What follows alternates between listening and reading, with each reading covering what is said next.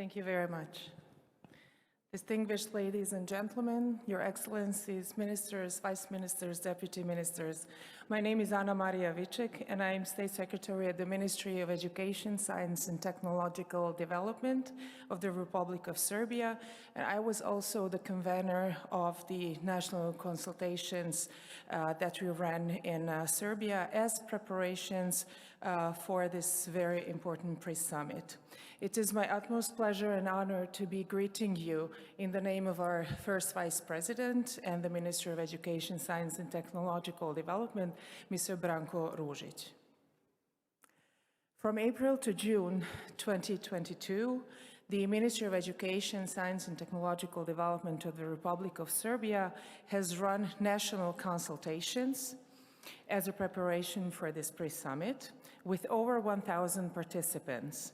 Among the participants, we had teachers, educators, professors, youth, students, children, adolescents, school leaders, parents, governmental institutions, non-governmental organizations, scientific community, academia, research institutes. It was a very wide national consultation process.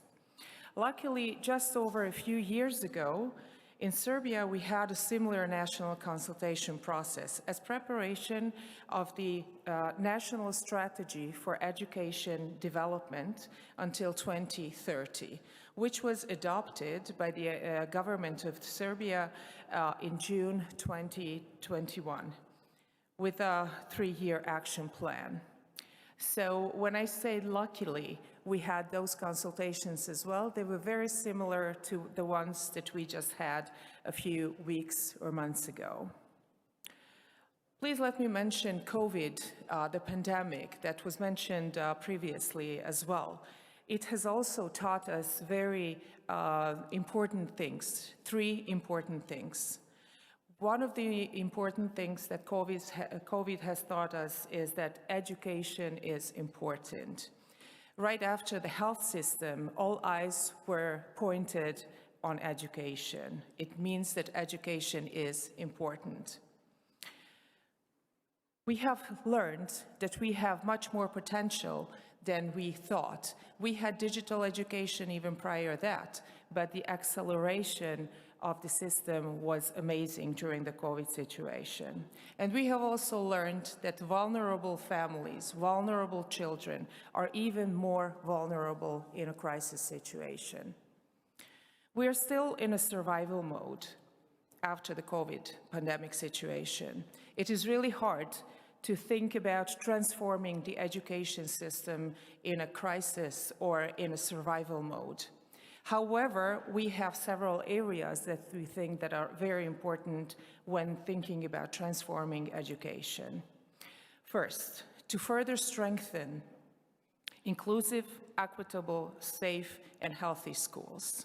Second, to enrich curricula to provide learning and skills for life, work, and sustainable development, while developing competences, values, skills, attitudes, knowledge, and critical thinking, not only relying on specific subjects, but cross-curricular competences.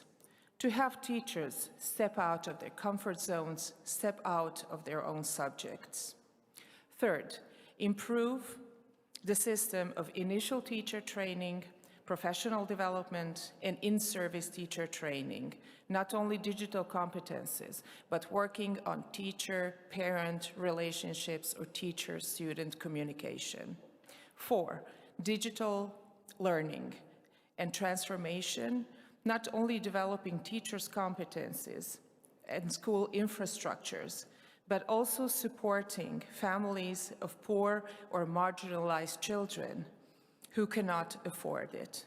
And 5th, which was also mentioned previously, to increase the financing of education system. The Republic of Serbia is committed to these goals. The Republic of Serbia is committed to the transformation of the education system. Thank you very much.